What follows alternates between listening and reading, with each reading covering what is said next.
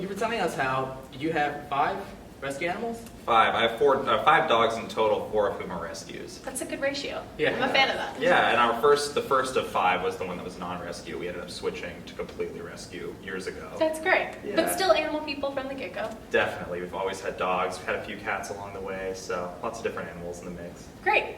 And where'd you get them from? Yeah, so we've got our foster animals, our rescue animals rather, from a few different shelters. One of which is in College Station. We got one here at Houston Pets Alive. Got a few out in Katy when I grew up there. So we've got them from all over the place. Good. And so you were telling us how you really haven't been to different places like 5th Ward, 3rd Ward area and seen some of these animals. And you did see some of our posts on them, right? Yeah. And you'd be open to coming out with us and checking them out, kind of just seeing how, what the nonprofit organizations are doing. Definitely. I think going on the ground with some of these issues, I'm not an expert on animal policy, but going on the ground and seeing these sort of real life instances of animal cruelty or mistreatment, I think really makes it a lot more personal and makes you fired up to want to actually make the change. For me, one of the big issues that got me into running for Houston City Council was the Houston firefighters and how they were being mistreated by our mayor. And going to fire stations, speaking with people one-on-one, hearing their issues and their personal stories really made me care so much deeper about those issues than I could have just reading the issues on paper or in a story. Yeah. So I think when it comes to animal issues, the same would apply, right? My animals came from backgrounds of abuse and mistreatment, and so that's something I care about from the get-go, but seeing these things with my eyes I think will make a great difference. I think one thing that we've possibly touched on former videos is we don't necessarily need someone that knows all the answers to animal issues. We just need someone who is an intrinsic animal lover. We want people that, have grown up with animals and are not just, let's get on the animal bandwagon because it seems popular. And I feel like you've already, not only are you an animal person, you've got rescue animals. So that means a lot. Yeah, and look, I think the thing too about politicians a lot of the time is that they don't want to waste political capital on issues that won't get them big donors or won't get them, a lot of political votes, capital, right? A lot of votes or approval. And so I think with these issues, you really need people that are ideologues on some of these issues, fighting cruelty, mistreatment, and fighting for justice for these animals. And that's going to require people outside of that system. Yeah. That's sort of why I got into the race for city council in the first place, because there are so many rubber stamps on council that don't want to speak out in our strong mayor form of government and fight for the things that matter when they matter.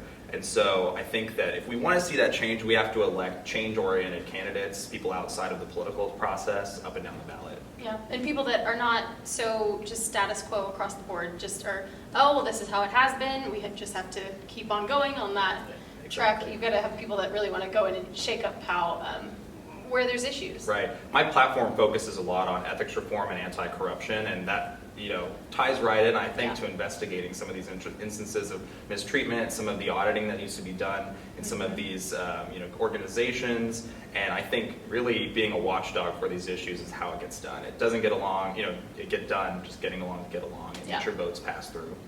And one of the cool things that we did find out about you is that you said you were a bill analysis for the SB 295. Right. Yeah, so I worked in the state legislature. I worked for State Representative Briscoe Kane, and one of my jobs was to go through each bill, for the week and analyze them and see if they, back our principles. And so I'd go through the list, and I, came across Senate Bill 295 towards the end of session, so it was in the House at that point, and I read through the bill, and it was a no-brainer, piece of legislation, right, about tethering, about, animal cruelty regulations, and so I just passed it through without thinking about it, and come to find out it was shot down through a parliamentary procedure rule that was completely illegitimate and honestly did a disservice to animal rights advocates trying to fight for what's right at City Hall or at the State House rather. And so I'd actually like to see a city ordinance passed in Houston that does a similar thing. I know Tony Busby's talked about that, and once I read up a little bit about it, it jogged my memory working in the State House, and so I'd like to see that happen in the city. It wasn't even anything bad. I mean, clean water, Right. just so basic. Yeah. Right. So basic. Define what potable water was. Right. Define the shelter. Yeah. I remember all of that, and I remember saying, okay, this is Wanted easy. to call it clean water versus potable water. Right. Which the definition of potable water and clean water. Exactly. So Yeah, I just remember seeing that and actually experiencing that last session and thinking it was wrong. So now that I'm here running for council and these issues are coming up again, I think it's a great time to try to pass that through early on. Okay. Now, how do you feel about spay and neuter? Like, having an ordinance just for that? Yeah, I think it's great, and I think that we need to actually, increase the amount of high volume spay and neuter, right? I've seen that issue come up as well, and it's something I support because obviously we have so many animals on the street, and having a process streamlined for licensing, microchipping, spay neuter, all of these things go hand in hand in making sure animals are off the street, accounted for, and we can really control our stray population. So, and then one of the other things we talked about before was animal cruelty registry. Would you, again, be in favor for it? Yes, and I before getting into this race, I didn't even know that an animal cruelty register didn't exist. It's so common sense. Yeah. Once again, it goes back to, you go, wait, you can go adopt a dog from a city shelter or a county shelter, and you can have a history of abusing animals. It's so Exactly. common sense. Yeah, I figured they had access to that sort of database, but then again, when you think about it, so many people do adopt when they shouldn't be adopting, and they end up, either bringing them back or mistreating them or things like that, right? When they shouldn't have had the animal in the first place. So it'd be something I'm in support of, right? We have a sex offender registry. Why shouldn't we have an animal abuser registry? Yeah. Okay. Deal. What other issues are really important to you besides outside of animal issues? Even though you're somewhat new, you've always been a supporter of, just rescue animals in general. What other issues are important to you that you just kind of want to have a platform to talk about? Right, yeah, well, I'm really running for city council to run on a platform of strong ethics reform and anti-corruption. I think the pay-to-play establishment has gotten a lot worse under the current mayor, and a lot of issues, whether it's in Harvey recovery, garbage pickup, these basic city service issues, they're not being taken care of because there's no accountability. And you see the zero accountability policy in a lot of the animal organizations as well, right? There's a lack of transparency. One of the policies I'm very big on, it's my number one priority, is releasing a publicly accessible line item list of every dollar and contract the city's spending money on. That would be so good. Restoring the taxpayer right to know is something that sort of seems like a no-brainer to me because it's your money, it's not their money, and you should be able to see where it's being spent. And I actually know there's a situation right now where BARC is receiving twice the money as the county, right? And they're not Three times. 3 times the money. Okay, 3 times the money as the county, and they're not producing the same results that we'd like to see, right? And so anytime we are giving money to an organization or group, whether it's for Harvey repairs, whether it's for infrastructure repairs or animal groups, we want to make sure we know how the money's being used, because signing off blank checks without checking back and making sure results are happening is not a smart strategy for taxpayers or for the animals that need the care. That's a good point. And you'd be willing to work with people, like say with the nonprofit organizations, and having a committee maybe even help you with that information, right? Definitely. I think I'm running as a watchdog for this council race, and I think it's important to be able to speak out against the mayor or other council members that we don't think are following through on their promises, right? There are so many broken promises in our city government, and so we have to be comfortable with calling out injustice and fighting for transparency and accountability. That requires me going to you guys, and you guys being a watchdog to me, delivering on these promises, right? As a council member, I can have a role in fighting for these ordinances being passed, for this legislation, and also being a watchdog to whoever the mayor is, whether it's our current mayor or a different one. My job will be to be the check on that power in the strong mayor form of government that we have. That's great. I feel like a lot of people that are currently elected, not in a bad sense, but are very status quo. They just want to go with the flow and not cause any issues. And when we've been at city council to speak before, it was not that we didn't have the support of city council members, but we didn't have enough support to where there was really an uprising whenever we were saying, hey, here's what's happening. We have to do better. It was just the mayor responding to us saying, oh, we understand that there's an issue. We hope it doesn't get worse. And I feel like having people going in that are not originally in, local politics could help us. If it's somebody that, it doesn't just want to go with the flow. Well, I do think it's a bad thing, though, because rubber stamp politicians, they can say they support animals all day long. They can say they support firefighters or whatever issue you might have, right? They can talk a good game. but when it comes down to making votes, Actually pushing and actually, speaking out contrary to whoever's in power, that's where I look to when I think of who I, find, preferable to have on council, right? Yeah. We have a lot of people that are staying quiet, that are going with the status quo because they want to get their votes through, right? And a lot of times you'll see this with district council members. I started in District C, and I started with the same policies, very much a watchdog candidate fighting anti-corruption, or fighting corruption rather. And something I heard early on was, well, you won't get resources for that district, right? Yeah. And so a lot of these people are stuck in a bind. I'd be interested in changing some of our city charter to free up some of that power to council. I think the strong mayor form of government leads to you having something of a dictator. Completely agree.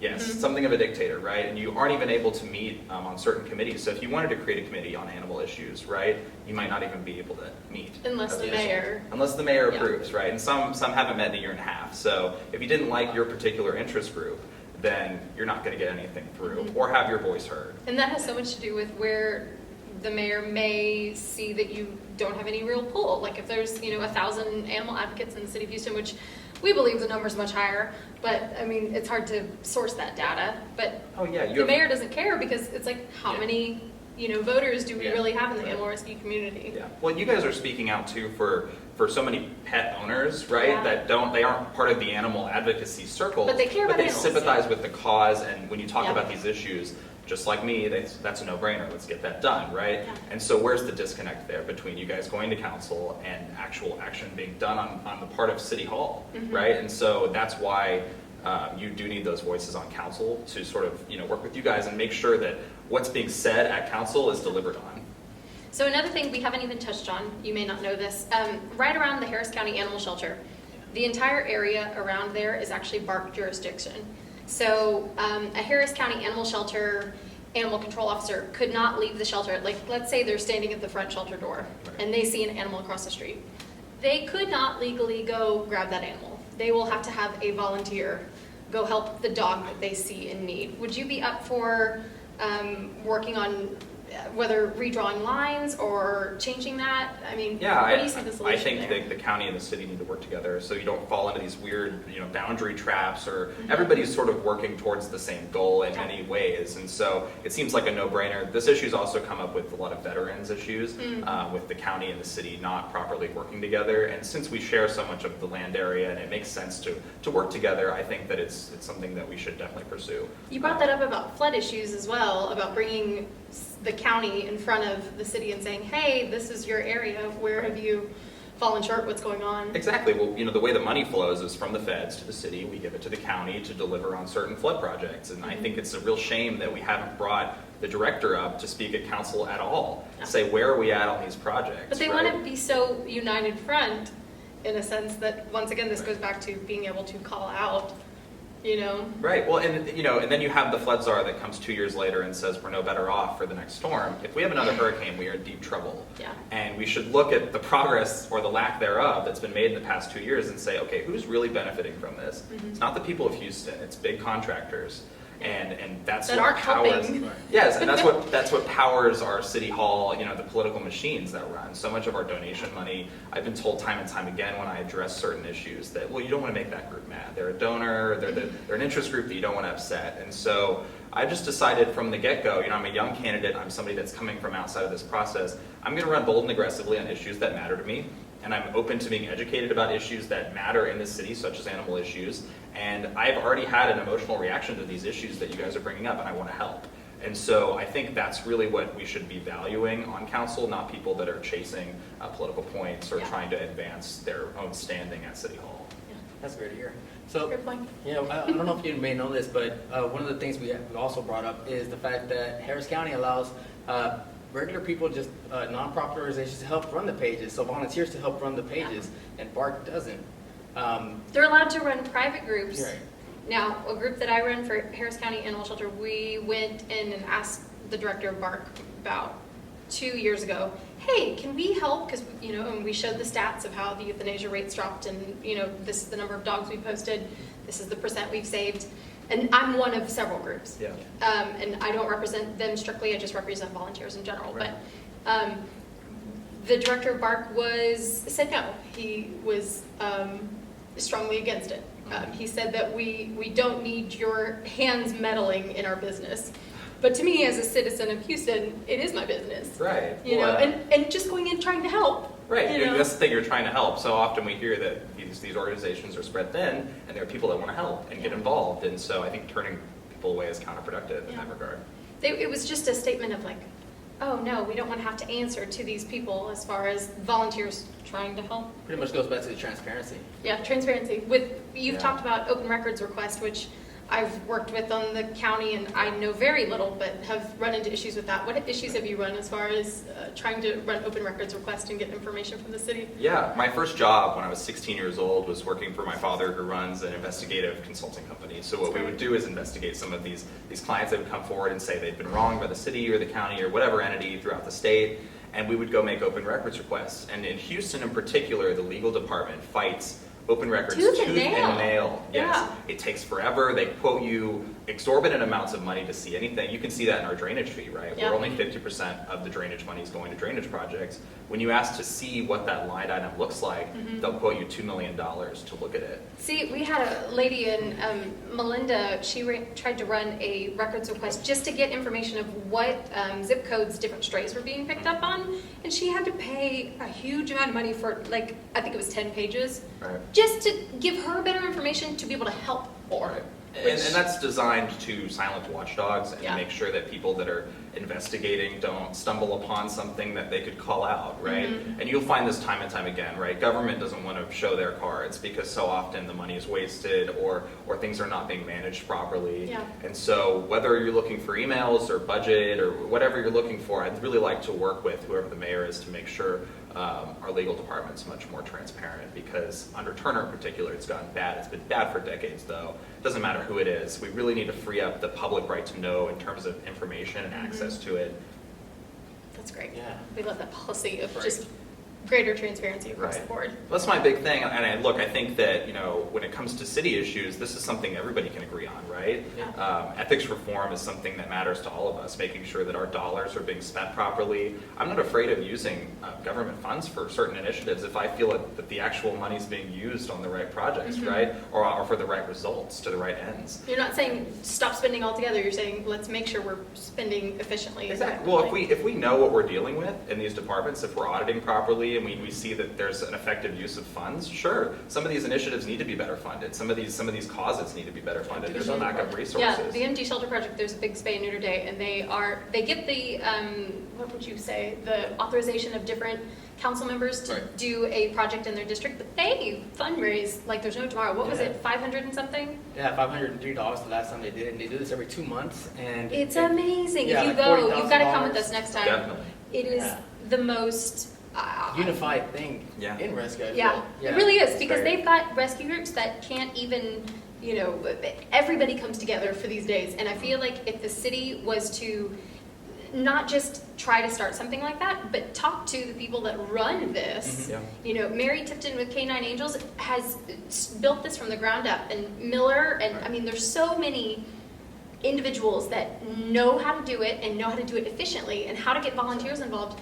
The city we don't have to, Get them in the fold and let's get it done. It just seems Yeah. like something that needs to be prioritized because it's a quality of life issue for both the animals and also for People. that live here in these neighborhoods, right? They want to make sure that there's not large amounts of strays or Yeah. packs of dogs roaming the streets. They want to make sure It's a these public animals- health issue. Yeah. Exactly. And so that's one of the main functions of a city government is Yeah. ensuring that the public health and public safety is upheld, right? And so animal issues tie right into that. And I think it blows your mind when you think about how much these leaders are being left out of the equation.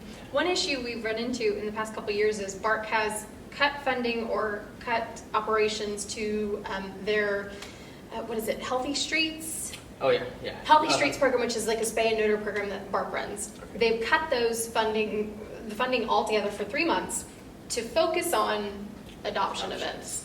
So, and I asked Turner and Damianoff about this almost 3 years ago, October of 2016. I said, hey, why are we cutting funding from spay and neuter to focus on adoptions? And the response I got was, we're dealing with the practical problems. To me, the practical problems is too many animals. We're dealing with the result of too many Right. animals with focusing on adoptions. If you had to say in the short term, we're going to cut funding from, let's say, if there's no choice, cut funding from adoptions to focus on spay and neuter. Would that be something that makes sense to you, or? I think so. I think that, when you're dealing with spay and neuter, you're dealing with the root problem first, right? If you're going with adoptions as your priority, you're putting the cart before the horse. Exactly. And so I think, that seems like a logical move to me.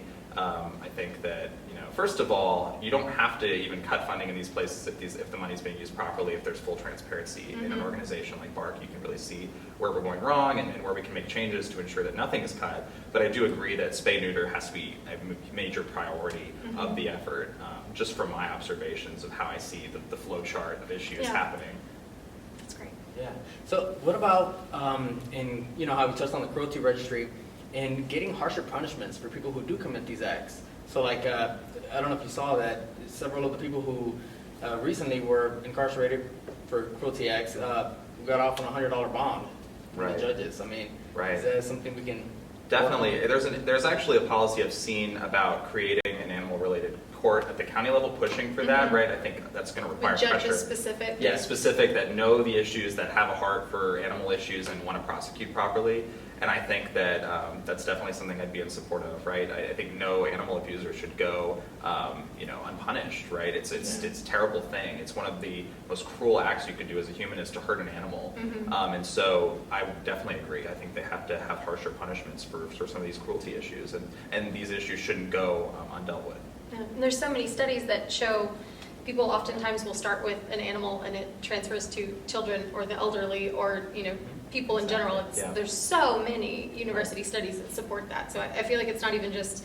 That's why so many people bring a dog in when they're first raising a family, so they can teach the children how to empathize with others. And I totally agree. That's where empathy starts, is taking care of an animal that can't fully depends on you. Yeah, fully depends on you for love and for resources and for they depend on you. So I totally agree. That's something that anybody should be in favor of dealing with swiftly and harshly. Even if they're not an animal person, I feel like there's so much research that can get behind harsher punishments for people that have committed crimes against, animals in general. Definitely. Oh yeah, and we talked about going to the Fifth Ward or a different area where we find more instances of these issues, right? And I think that that's really where you get the heart for wanting to prosecute these issues, because it's so common. If you go drive through neighborhoods, look in certain backyards, or look at places where there isn't proper shelter, there's not proper water, they're being left out in the heat. All these issues sort of are so much more common than you think, and they're being left undealt with. I think there's a balance with that, and I didn't realize until I went out with Alicia. Right. There was an instance maybe 2 months ago where there were these puppies that were being kept in a shopping cart. And they had a thing of plywood on top and they had bricks on top, and there were these 2 cute little pit bull puppies. And my initial reaction was to freak out. I was like, oh my gosh. I told Rob, and this is going to go on record. Great, that's fine. I was like, we need to go steal these puppies because they're in terrible conditions. I mean, it made me sick. And then the next weekend, we went and we built a fence for these people. And I'm talking to these people, and you so quickly learned that the intentions weren't in the wrong, they weren't in the wrong place. Right.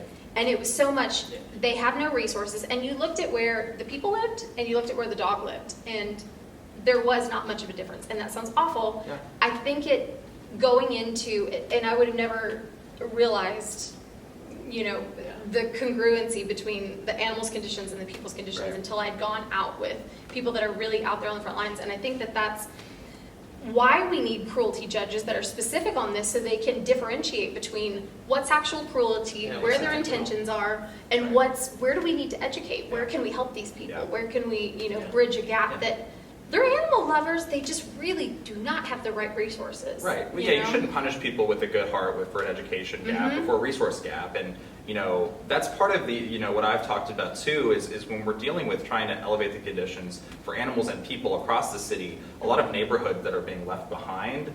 Turner talks about lift every voice, right? But so often, programs that are meant to help these neighborhoods to better their conditions and thus better their pets' conditions, right, are being left behind. You look at the OBO, right? Yeah. Office of Business Opportunity for disadvantaged contractors. It's not given to any disadvantaged contractors. They're very wealthy people who are huge fundraisers for the mayor. They're people that are, not disadvantaged. And so when you look at programs that are created to better some of our less well-off neighborhoods, dealing with that first will actually have a trickle-down effect when it comes to animal welfare in these communities. Yeah, that's a very good point. And one of the things we haven't talked about before is just education. Is there anything that we can do, say, mandatory animal welfare kind of education at schools? Like, Yeah, I think, well, first of all, Is the city is the city currently, putting on any sort of animal welfare education? No. No? and Okay. that's where the nonprofit organizations come in and will speak at schools and kind of educate the kids, or whether it's high school or college. I think the place Yeah. to start is like with the elementary Yeah. schools, and we've got people willing and ready, nonprofits, and there's a book about Gus that talks about what to do if you find an animal and tells the whole story. There's so many groups that want to get involved, but they run into so many red roadblocks tape. trying to just go educate 10 kids, We've- 15 kids. We even thought about just making a mandatory video, just like a 15-minute video that the kids can watch at the beginning of every semester, Yeah. or every other month or something And like we've that. got people And like Lisa interactive. Hernandez with KHOU that wants to help. Right. Like we've got so many different people in different areas that are like, let's do this, and then we just Yeah. go, okay, well, Right. City Hall doesn't care. So yeah, I mean, and same with the school boards, there's no success there either. Yeah. So yeah, that makes sense to me. I think that education is a huge, factor as to whether or not you're going to be able to know, properly how to care for your animals. Because like you said, there are countless examples of people with a good heart and good intentions that either can't or don't know how to properly care for these animals. Yeah, and half the time they're even they think they're saving a dog. Yeah. They'll pick a dog off the side of the street and they're like, oh, chained in my backyard I saved that dog, and you go, oh God, as an animal rescuer, Yeah. But best intentions, I think that's the point. Most definitely. Do you have Great, any more questions? I'm good. Well, how can people contact you if they want to get in? So you can go on Facebook to my page, Anthony Dolcefino, for Houston City Council at-large 4.